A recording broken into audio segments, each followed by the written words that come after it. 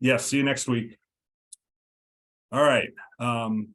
Next up is Jim Boeheim from Syracuse. I believe he is on the call. There he is. Good morning, Coach. Good to see you. Thank you. First question will come from Royal Howell. Go ahead, Royal. Good morning, Coach. How we doing? Good. Hey, Coach. The University of Syracuse recently released a statement just saying that you clarify the remarks that you made in regards to the other ACC programs. What's your opinion, Coach, on the NIL? Just a better understanding of compliance being issued from the schools. What is your understanding? How do you think that's impacted college basketball, the NIL? Well, I think it's the portal and the NIL have had huge impacts. You're able to get players right away through the transfer portal. I think all the NILs that I know of, are legal and within the rules completely 100%. And it's, the way college basketball is going. I was just talking about that as I was walking from my press conference, after the press conference, to my locker room.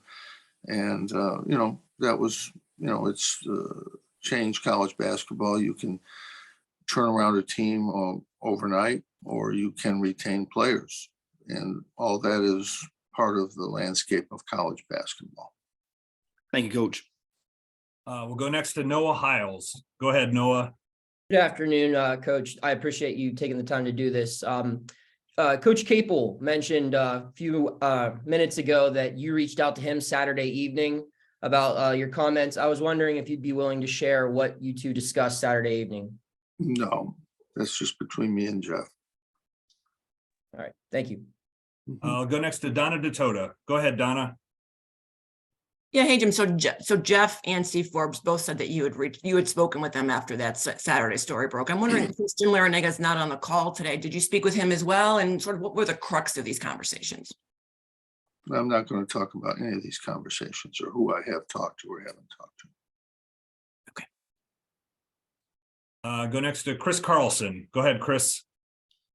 Jim, you have a booster in Adam Weitzman who said he has signed NIL agreements with 6-year players and wants to invest $1 million in SU athletes. You are quoted by ESPN as saying he doesn't give a single player any money. What did you mean? That wasn't accurate. I said he hasn't given any players money before they got to Syracuse. He has engaged with some of our players, as have many, many others, with NIL opportunities.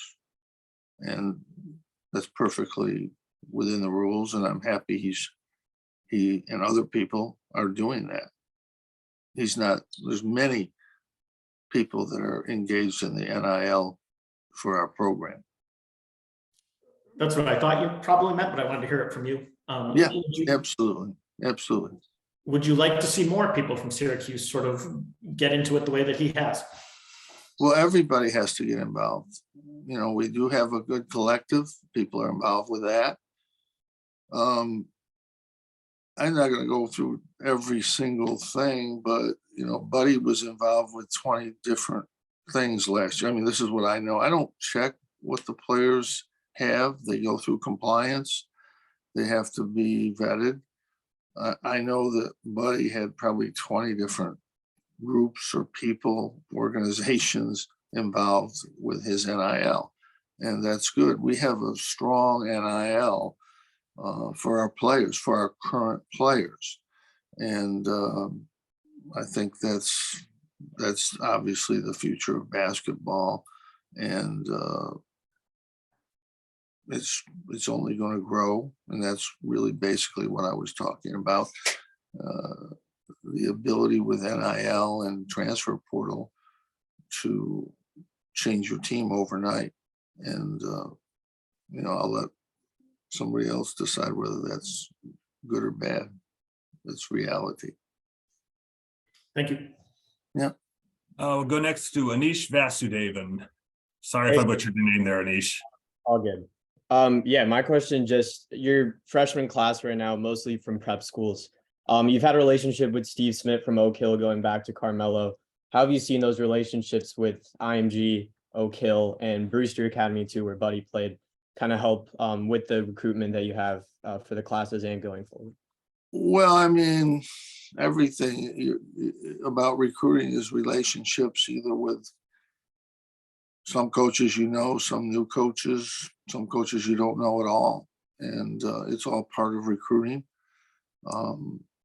We mainly recruit through parents and players. There will sometimes there's high school coaches involved, sometimes there's AU coaches involved. That's all part of recruiting, really. Do you think that the prep players are more prepared coming in compared to maybe some other? Not necessarily. I mean, it's a good way. I mean, both my sons went to prep school and I think it helped them. But yeah, I mean, it can help. We'll go to David Teal. Go ahead, David.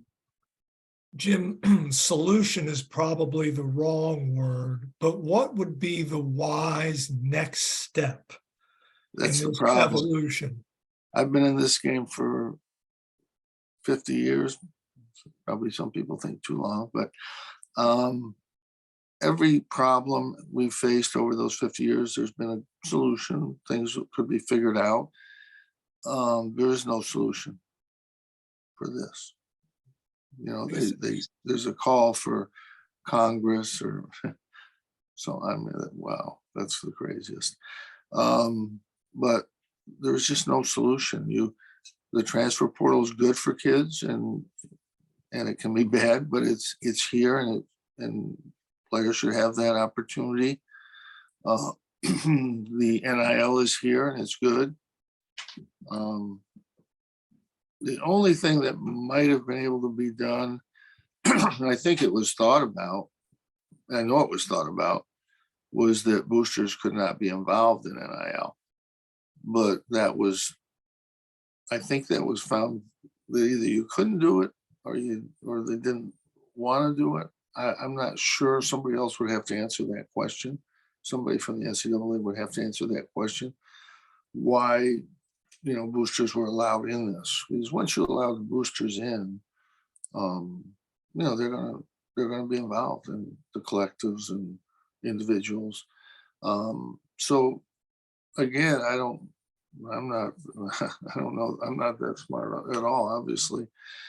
And but there is no solution. Would transparency or a clearinghouse that allowed people to see these agreements rather than just rely on word of mouth and rumor, would that help? I don't know if you can do that. Again, you're talking to the wrong guy.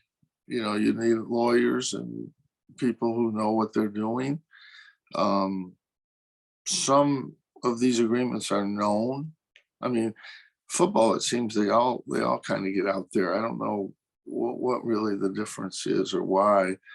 But there's obviously a lot of agreements in basketball and football, and some of them are out there, some are not. As long as they're legal agreements, I don't see whether it matters if they're transparent or not. As long as they're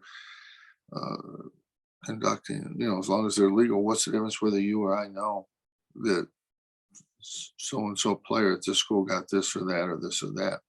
I don't know the answer to that. Thank you. Jim, thank you for the time today. Appreciate it. Yep. We'll see you next week. It's been fun. All right, we'll bring on Tony Bennett next from